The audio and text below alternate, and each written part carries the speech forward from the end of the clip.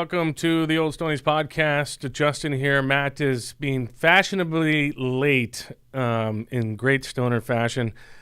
He should be here in about 4 to 5 minutes. That's okay. Of course, you can join us every week right here at noon on Wednesdays. We are on TalkCastPDX.com, also on CanadaCast420.com. But we're on TalkCast Facebook Live. We are on TalkCast Twitter, TalkCast Twitch. We're also on the CanadaCast 420 Facebook Live page as well. We're all over the place, and YouTube. So make sure you go to those appropriate channels and subscribe, and you'll find out every time we pop up, you're going to know about it. So thanks for tuning in, and we're going to welcome our guest to the program. We have Joy Hudson. She is from Nimble Distribution. We didn't get a chance to talk really before the show, but I want to welcome you to the program. How are you? Good. Can you? Yeah, I can hear you a little bit. Maybe I can't hear her. Can you hear me now? I can. Are you on a speaker? I do have a microphone.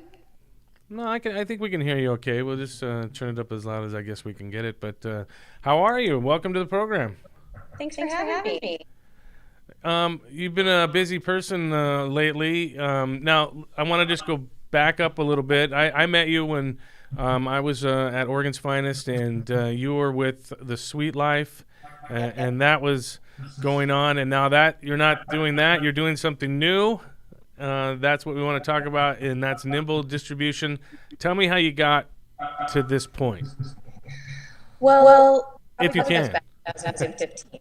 I can give a brief on it. But sure. back in 2015, I moved to Oregon and began setting up sales infrastructure for urban farms. Mm-hmm. And then as recreation began to transition, we needed a Portland hub, a wholesale, to transfer product to. And one thing that I experienced when I was in the field selling is that there was a lack of professionalism. And this was back in 15, 16, back in the road days, turkey bags, and trash bags. And so we might still be there. I don't know. We're all in the process.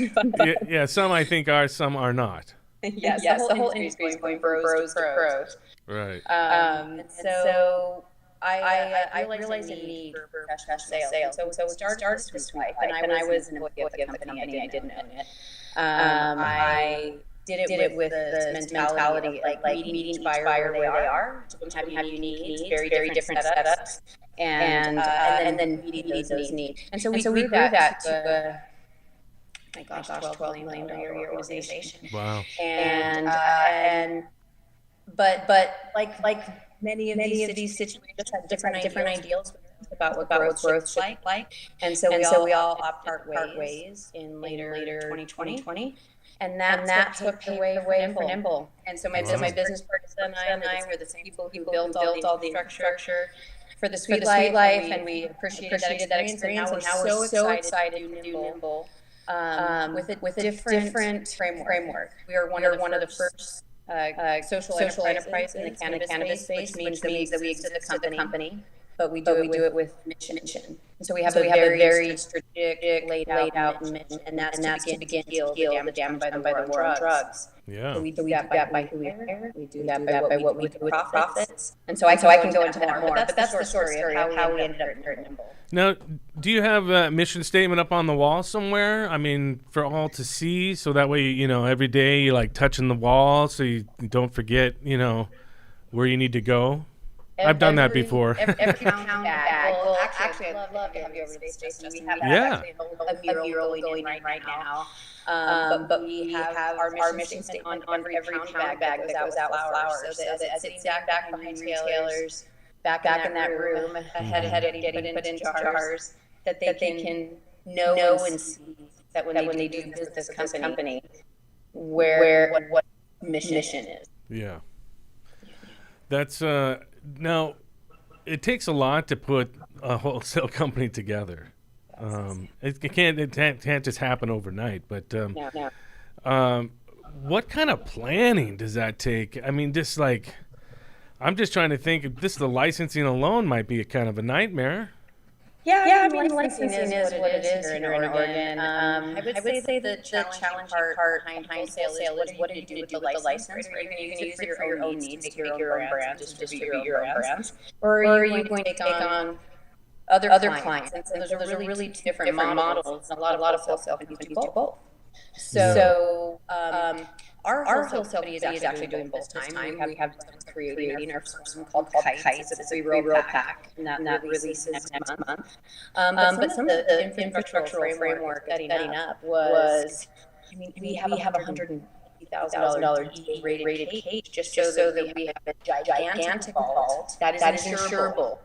And so many wholesale companies, because they hold large quantities of product, have been targets for theft because get a big bang for your buck on that one. And so we made sure everything was safe and secure, but also insured is compliance. And so a lot of that setup is that arduous process, especially when we have some supply chain going on since 2021.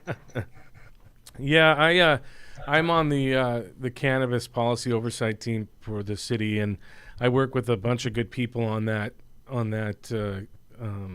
team, and we've been talking a lot about we're building a questionnaire for dispensaries, and I hadn't even thought about including wholesalers in that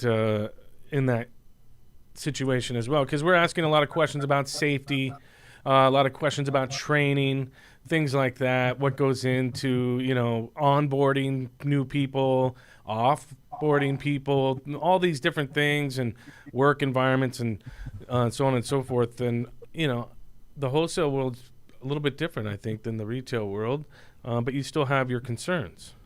I think that sales is probably one of the most unique licenses in the sense that we're the one license type that touches every license. Mm-hmm. Not every license type say that. And so although retailers receive product, we're dynamic in the sense of product is coming in and out of, so you're in touch with every license type in a very fluid way.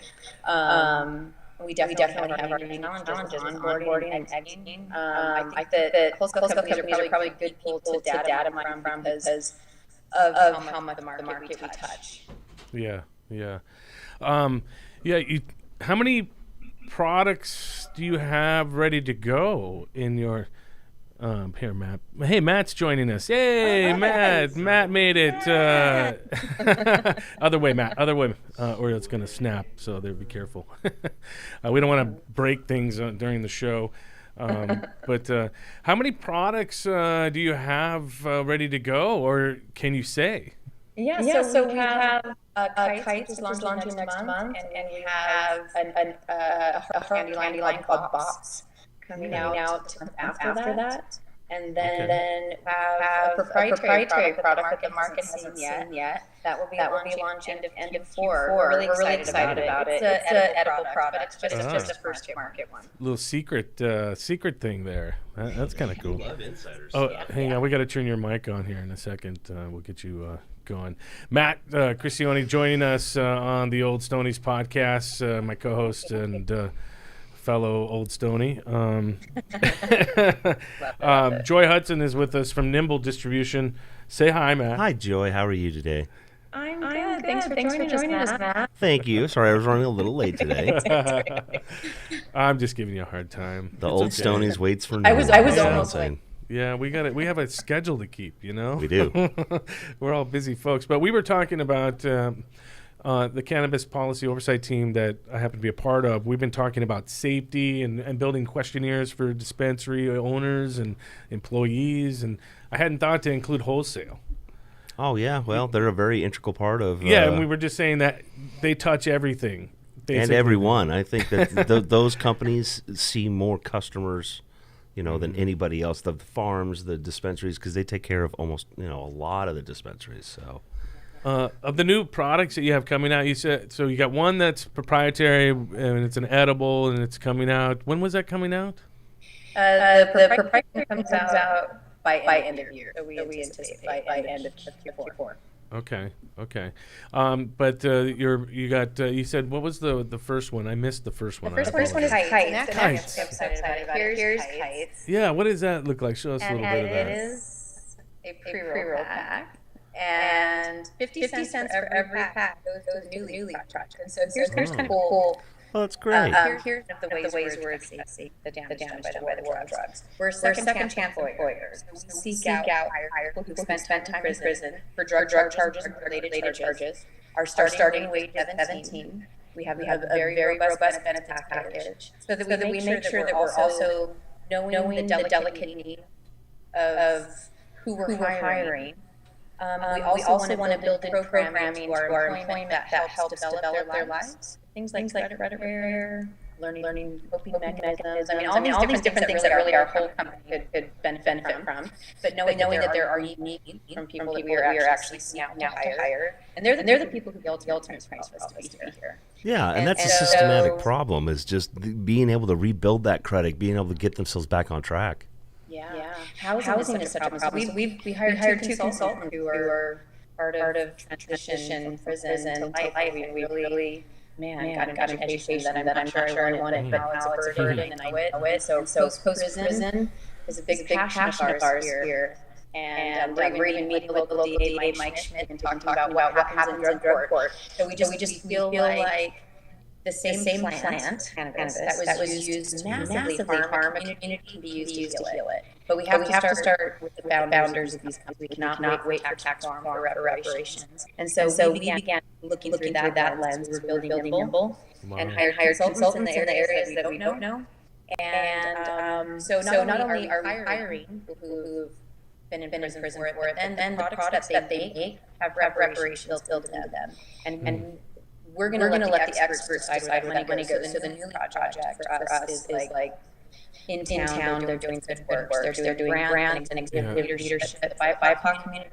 And so if we hit our goal on kites for 2022, we'll be giving shy of $300,000 to that organization. And actually the QR code on the side of our box allows consumers to watch the progress. We're going to be very careful. Every dime the new project will be updated every month on the page, on the landing page for this QR code. So we also care about being accountable to our retailers. We're giving them quarterly impact notes, so they know here's what's spent with us, here's how much was given, here's the impact of those dollars organization. So that we're kind of showing people who listen. We all have to have products at the right price with good sell-through presence, right? We all have to have that. But if you can do that with a company that also has a social mission and restorative justice, we'd like to give people that option.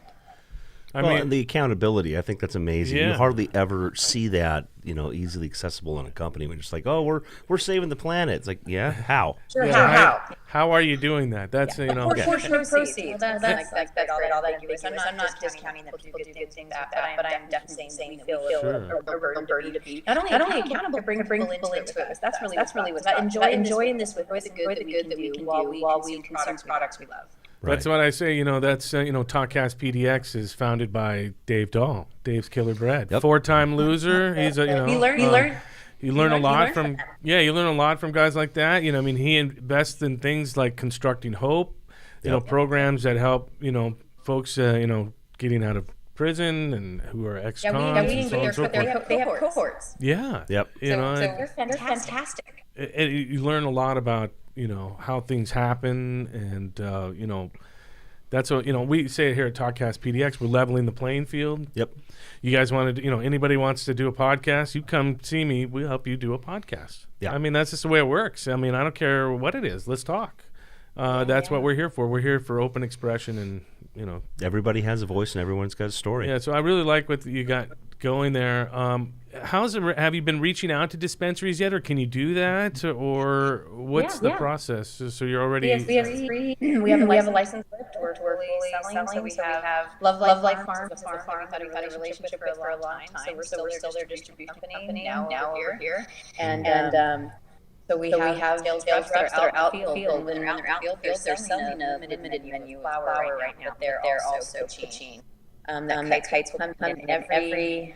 We already have a long list of retailers who are taking product. We're so humbled by the warm response. That's good. That's awesome. Yeah, that's good. How do you see the acquisition of more products coming along? Is there a shortage of people? Because I see tons of products. I mean, just a lot of the same things and a lot of the same shops. So, if you can find stuff that can differentiate yourself a little bit, that's highly recommended. And with the kites, definitely. The packaging is on point there, by the way. I didn't mention that earlier, but I saw that. Thank you. Well, Marissa and I both kind of are the brand representation we like, and you even see it in our branding goals that we're whimsical, colorful. I have a wing in my office, as you can see over there. Like we have a very fun environment to work in. We have basketball or things like that. Like we really like to have a tour of play, but let's really work hard. Let's stop frequent play. Yeah. And so I just how was I answering that? But so our brands are representation of our culture. And so you see a lot of very fun and whimsical. Our next one box is very retro 80s. And so when we go in shop, do not see a lot of brands that have color. Yeah, I like that a lot. Gold, black.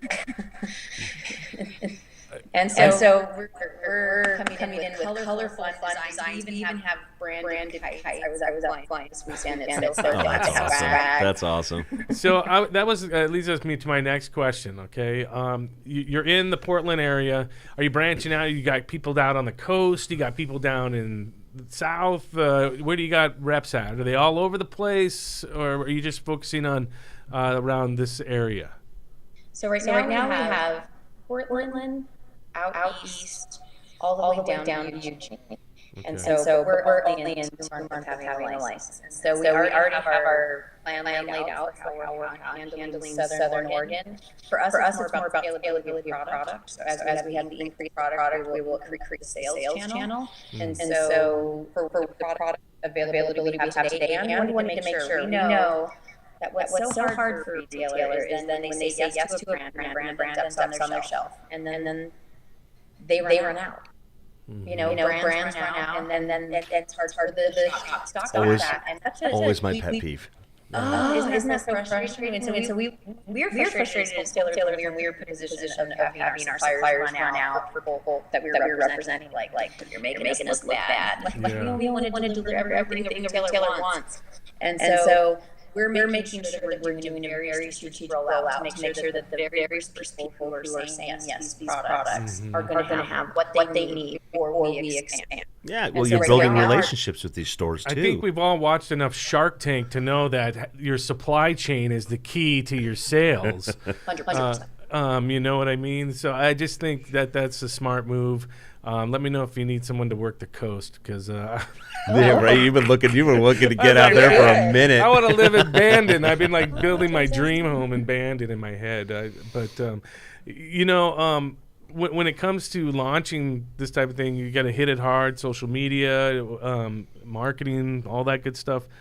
How's that plan lay out for you? Yeah, well, we are actually currently interviewing for a hype manager. So we have in-house graphics. Graphics are everything on our website.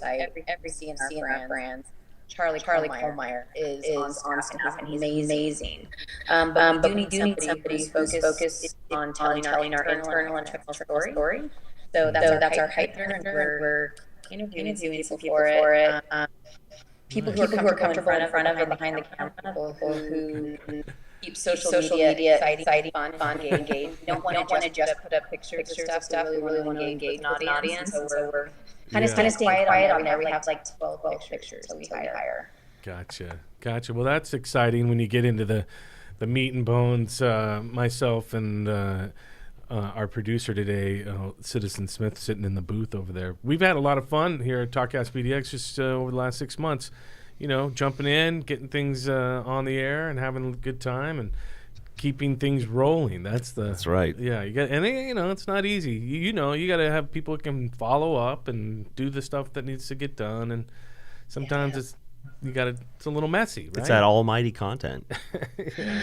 Content. Yeah. Exactly. And I love the on different committees or to help influence the direction of the industry. I'm on the board for the Oregon Retailers and Cannabis Association, and sit on the leadership committee for the OCA as well. And so we feel a real burden to make sure that we're taking our time and our resources to help influence rule and statute.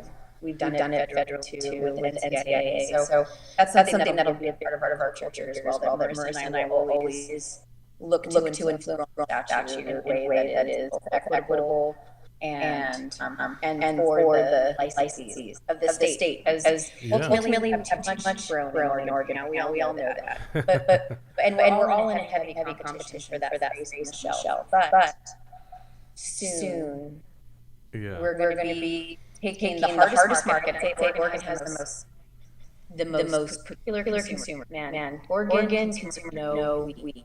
And so this is a great mark for products. Yeah. And ultimately those products are going to scale and be sold all over the country. We all know that is not a if, it's a when. Yeah, when. And so that's what we're here for. Yeah, I mean, legislation's being pushed, and things are being, the chess game is in it's happening now. It's here and there, and I want a little bit of this, and I want a little bit of that. If you think that's gonna go, you got another thing coming, and it's happening. So banking, all that. Once it's legitimate, you better just look out, because the companies that went for $500 million, those companies are gonna go through the roof. I just have this feeling, because all those investments are gonna pay off. Once we can open up the state borders, I think it's really going to start taking off. I always say it every time. Banking is the key to this whole freaking thing. If I can go spend $500 on my credit card for cannabis products, that changes the ball game a little bit. Because now credit card companies are going to be making money. Well, credit card companies want into this industry they want so bad. They want it bad. Just like a guy who owns ATMs, they just love it, because they're making $2-3 a pop, and people are coming in there using the ATM as much as they come through the door. Every time I go to a dispensary, there's a line at the ATM. Yeah. And now with the omnibus bill passed recently, and now we know that there's a now we know that we're going to be 100 milligram edibles. Now we know that we're on a path to a 2 ounce instead of a 1 ounce daily sale. That ticket price can go up, and we really need to give retailers the advantage of being able to get max ticket prices. And so all of that is in banking. So is like to be able to get capital from the bank instead of getting robbed by somebody's panic attacks and into an investment. Yeah. Exactly. What is the most popular product that you guys are selling right now? Well, right now the most popular product we're selling is the only product we're selling. That's Love Life Farms. But next month, the way turned on high. We also sell Oceana, which is a sexual wellness brand. Actually, Oregon's Kindness. I was going to say that sounds very familiar. So Oceana is coming over. We already have all of their products in. We're doing label review of that, and so we love that product. We think that cannabis and sex are two that go well together. Wow. Absolutely. We might have to hook them up with the folks from there's a podcast on Talkcast PDX called Was That an Orgy? It's on Tuesday nights at 5 p.m. On the Facebook Live channel and their YouTube channel. It's called Was That an Orgy? I Two love that sisters, name. Fantastic show. We'll have to hook you up. Their owners are really great. They have a really good story of how the product was made. It's just not some random thing to try to make some money. I remember I was at Oregon's Finest, and I had like a 70-year-old couple come up to me and started asking me about these products. They were so nervous at first. I'm like, let's have fun with this, guys. You're absolutely going to love this. Yeah, we had a good time with it. We have more endocannabinoid receptors in our reproductive area than anywhere else in our body. Only second to our mind. The females do. We're not quite as lucky, but that's okay. It's all about you guys now. Oh my goodness. Okay, we're going off the rails here a little bit. Wrong show.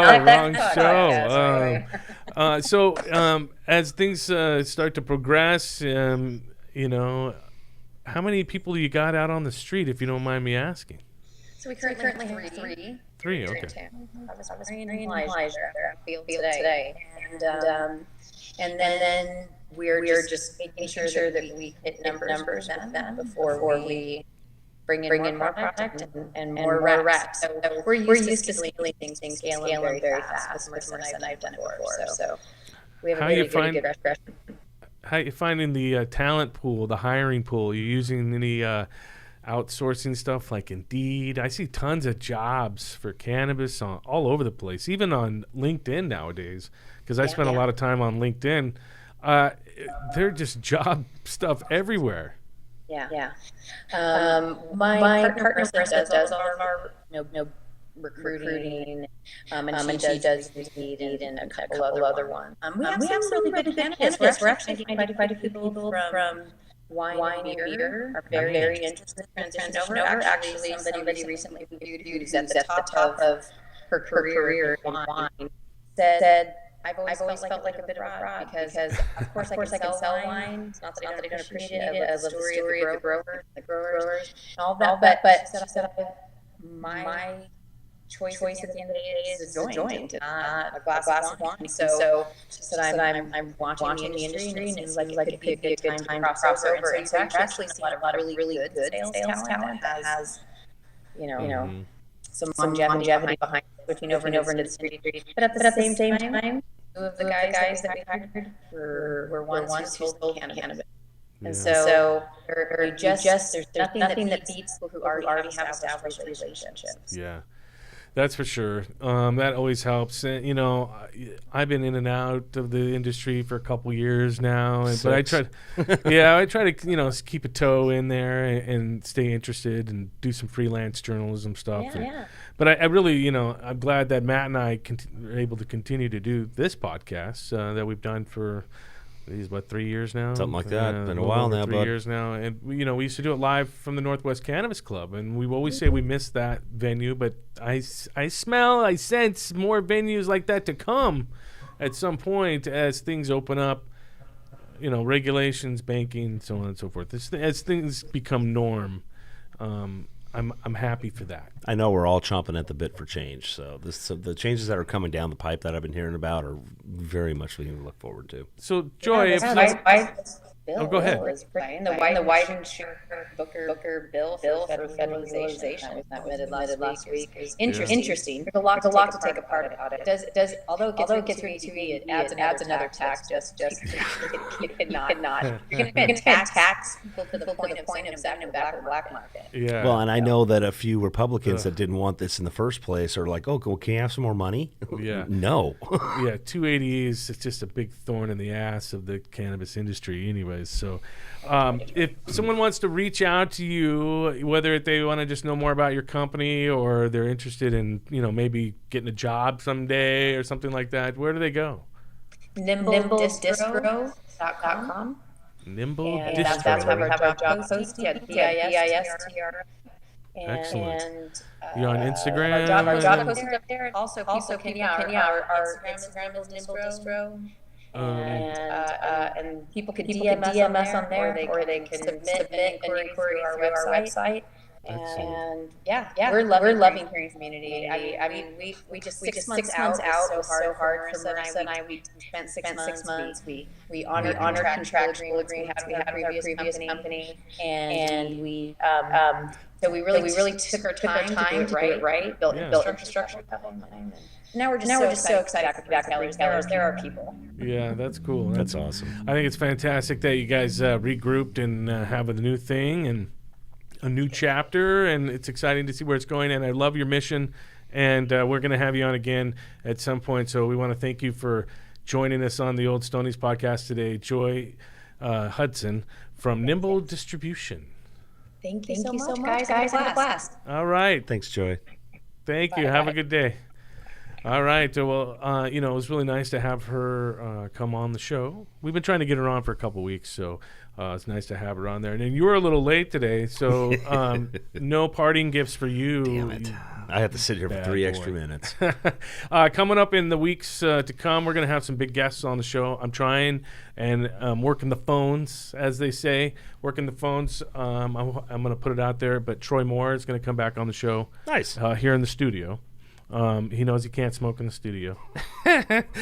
So I'm sure that'll be great because we had a little technical issue when we did last time. And then also, if I can work it, I'm trying to get John Bays from Green Bodie. Oh, dope. So we're trying to get a couple more big guests coming down the pipe, and also got lots of people in the wheelhouse. Well, I know he's in Vegas right now, so and you were watching Cameron stuff. Yeah, I was like, dang. And then the Quick Hit's coming back in the fall, September. We'll have a whole new season. We'll have like 15 episodes ready to go. It's been about 6 months. We got to get it back in action, but it's hard booking people, man. People are busy. People are busy right now. I know Zoom and all that stuff works, but I like to get people right here. I prefer it. But, stuff like this, it works. The technology works. Yeah, this next season's going to be like half Zoom call type situation, half studio. Coming up for Croptober, I would really, really like to get out into the field and get to some farms and show people some massive colas of weed. Croptober. Yeah, that might have to be, that'll be doable, I'm sure. So I think it would be. And we'll hit up Geek Mike too. He's invited us down, but he was in Iceland or something. All these people are going to Iceland. What happened with that? Are they getting weed out there? I don't know. I think they came up with like a $500 flight from Portland to Reykjavik, and so everybody said, "Oh, I'm gonna go to Iceland." It's like a new trend. Everybody's going to Iceland. They're eating puffin and hanging out. I don't know. Watching hockey. Let's go to drinking Steinlager like beers and being weird. I like hockey. Yeah, going to look at volcanoes. There you go. Now, speaking of hockey. We'll have to talk about that on the next episode. Okay. All right, I don't want to go too far into it. I wanted to segue into that because I know we got a hockey podcast. Chomping at the bit. Yeah, check that out. I'm going to shamelessly plug it right now. Do it. Gloves off, sticks down 3 times a week, Monday, Wednesday, Friday, right at talkcastpdx.com. Always some quippy thoughts about something going on. In this episode, for today's episode, I talk about all the free agents. I was at Oregon's Finest a few days ago, and I saw duct tape. Oh, yeah. Gorilla Glue number 4 with Dog Walker. I'm like, oh, Justin's all over that shit. They're just trying to hook in the old guys. That's all you're trying to do. That's going to do it for the Old Stonies podcast. Make sure you follow us on Instagram at the Old Stonies. That's the show link. And then also get news at CanadaCast420 and at TalkCastPDX on Instagram. Go follow those things. You got to do it, all right? And buy a shirt at budtendershirts.com. I'm Justin McDonald from Matt Crissione. Hey, guys. Peace. Keep on smoking.